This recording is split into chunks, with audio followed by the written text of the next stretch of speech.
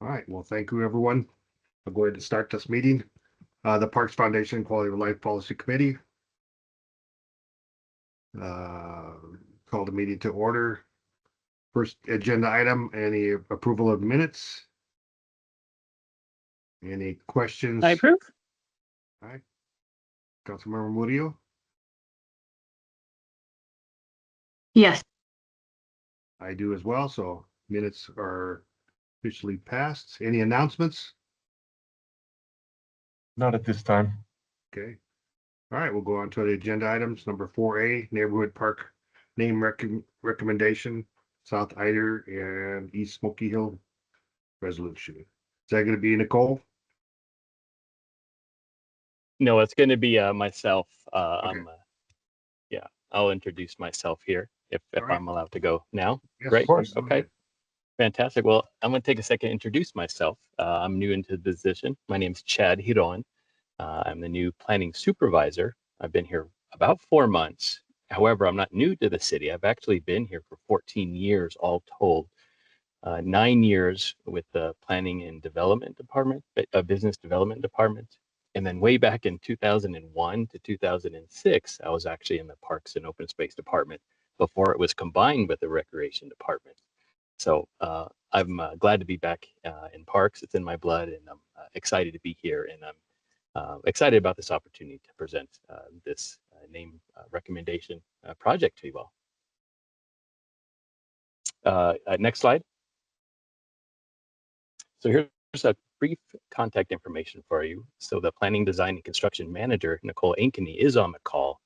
Just in case I can't answer any questions at the end, she'll be able to assist me. Again, my name is Chad Hiron, the planning supervisor. The project planner would normally be giving this presentation, Abigail Showerman. She's actually on vacation today, so I'm stepping in on her behalf. Next slide. So a little context on this park location. So if you're traveling eastbound on Smoky Hill Road, just past E470, the park sits on the corner right before it turns to the south, as you can see there. And there's a reference to Cherokee Trail High School is where this is located on the south end of town. Next slide. So a little closer up view of the park. You'll see it's 22 acres. On the north, it's bound by East Calhoun Drive, and to the west by South Eider Street. And again, to the south is Smoky Hill Drive. There's a little residential on the east. And at the center is the FAA Long Range Navigational Radar Dome. And this park has been unofficially called Dome Park or Radar Park for a while because of that. And just so you know, the FAA has reviewed the conceptual master plan and provided conditional approval already. Next slide. So speaking of the master plan, here's just a quick overview of this graphic of the master plan, which was already presented and approved by the Parks and Recreation Advisory Board back on September 3rd. So we are very excited about this park. There's so many great amenities. I want to touch upon a couple things here. So again, the park is 22 acres. There's going to be a dog park with 2 areas. There's going to be a low energy and a higher energy area. It's going to be fantastic.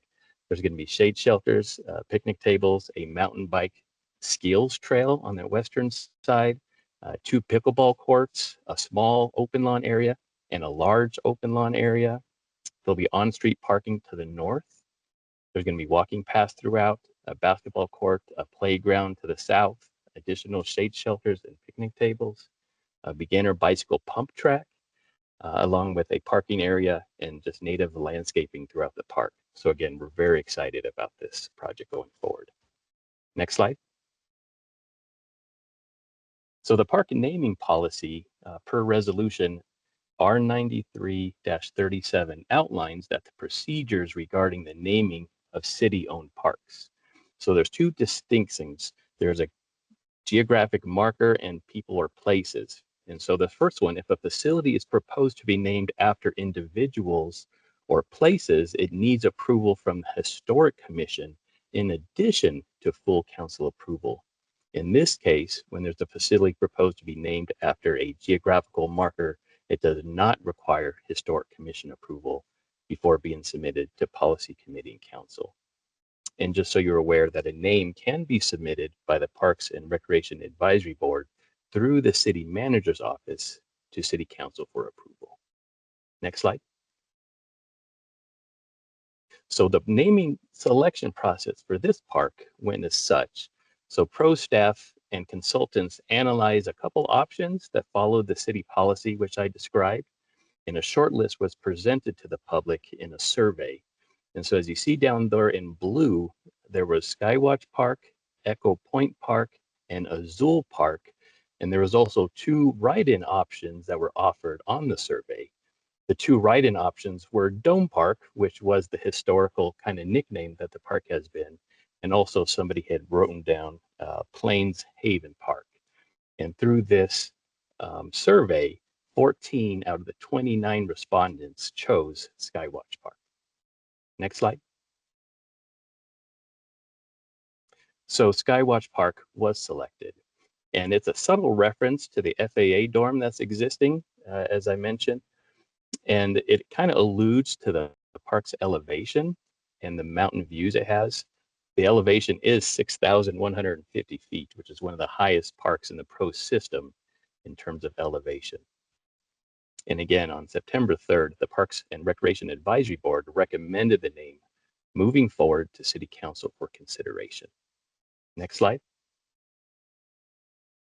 So the question before you, does the Policy Committee wish to approve the resolution establishing Skywatch Park as the name for the neighborhood park located at South Eider and East Smoky Hill, advancing the item to a study session?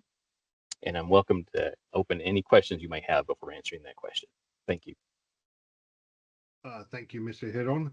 Councilmember Coombs, any questions? No questions, but I think it sounds like y'all did a great job kind of getting community input. The name makes a lot of sense. And just as an aside, love the fact that there are going to be bike skills and practice areas, and would love to see that as something that we have in more parks moving forward. Great, yeah. Thank you. Councilmember Murillo? Thanks, Councilmember Medina. Okay. I've been trying to get my camera on this whole time, and I guess I needed to unmute or something. Mr. Hiron, you have a magic touch, I guess. Yeah, no questions. Really excited. Love the community engagement. And what a cute little community process. People feeling some ownership over their park, and naming isn't the biggest deal, but I think the process behind it, which is why I really love the work that PROS does. That's the meaningful stuff, right? So yeah, really excited to approve something like this. So happy to move it forward to study session. Great. All right. Yeah. Well, I just had a quick question on the layout there, just around the entrance to that dome.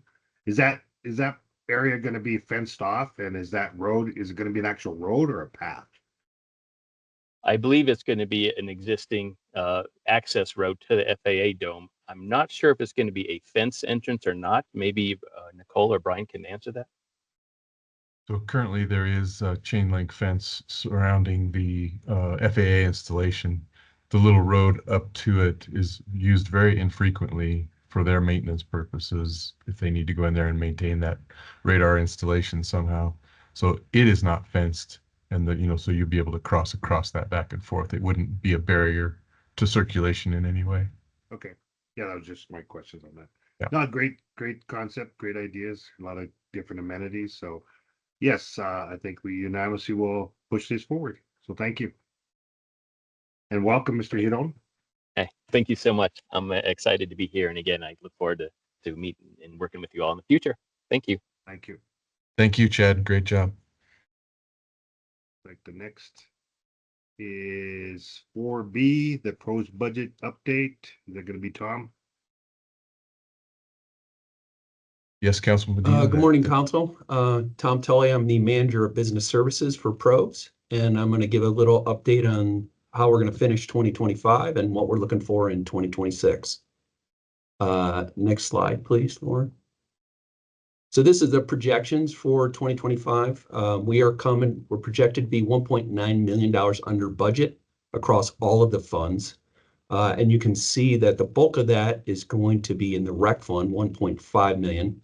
The bulk of that is associated with Beck Rec Center. We did not open the pool all year. And then we obviously closed the facility later in the year. So there's quite a bit of savings there. There's been a little bit of staffing changes, staffing challenges in rec as well. And then we've had some temporary pool closures. We had Moorhead closed for a little while. Utah is closed now. Southeast was closed for about 30 days. So Winter Steger, the manager of recreation, was able to staff appropriately. The bulk of what you're seeing there is savings in labor as related to the rec fund. The other funds are mostly staffing challenges as well. We do have turnover similar to the rest of the city and the other funds. Most of this 390 is coming from the forestry department. They've had some positions, the arborist and the city forester. So those stayed open for a while, and that related in some of the savings that you're seeing here. Next slide, please. So for the 2026, we have obviously across the city, they're doing the compensation adjustments, the wages and benefits that Greg talks about.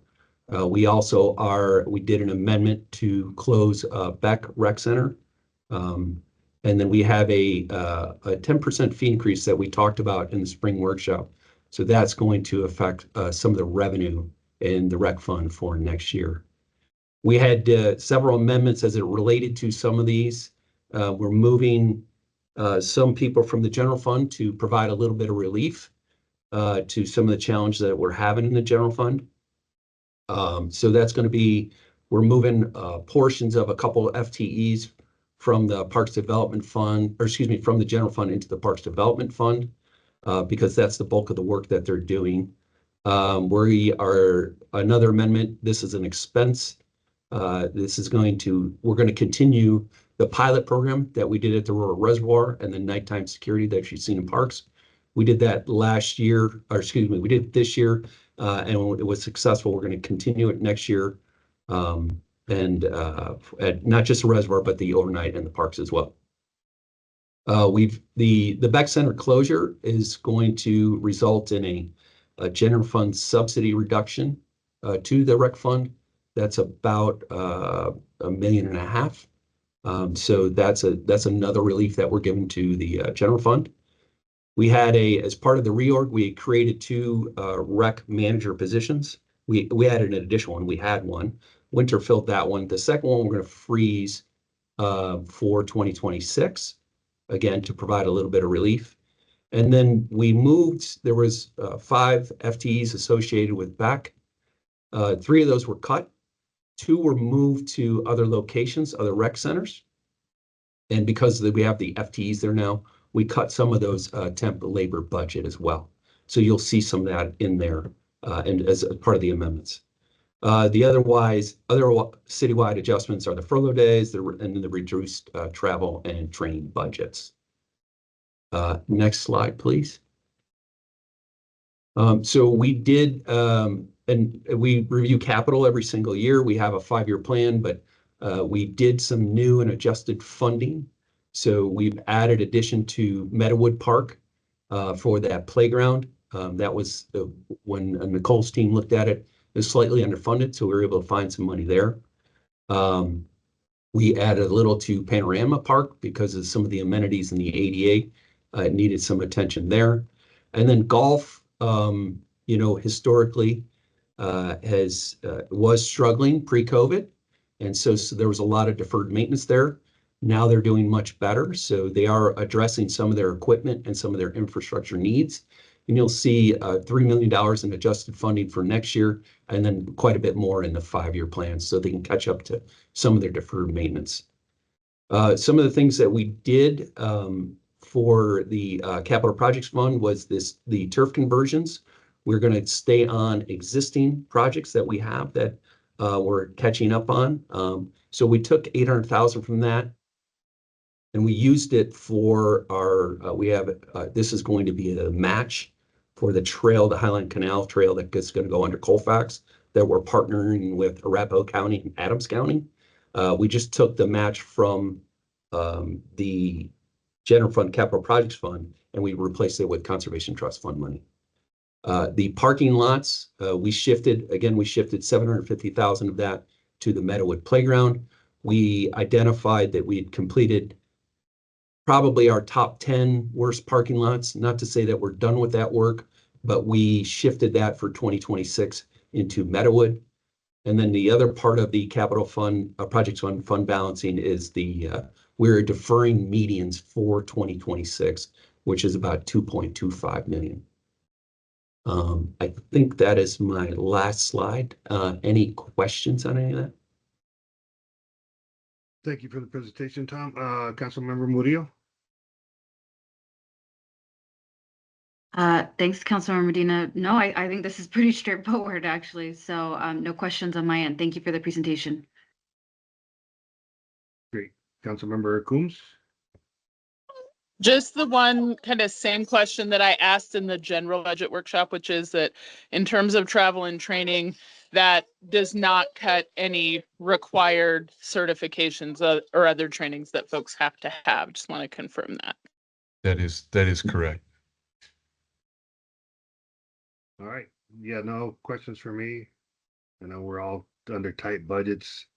Yeah, and I know, the reasons we're having issues. I still think we still having issues hiring staff. So I think maybe we could look at that in the future to see what we can do to rectify some of that to keep the quality of people we have. So, but everything else is great. Thank you all for the great job you guys do. Appreciate it. Thank you. Next is any miscellaneous matters for consideration. Not for me. None from me. Seeing none, staff. Topics for next month's meeting. We will get back to you with that. We're trying to determine what we have for next month. This month was very light on the agenda, so we'll give you some time back today, and we'll let you know what topics we have for next month. All right. Well, thank you all. And with that, we'll go ahead and adjourn. Thank you all. Have a great day.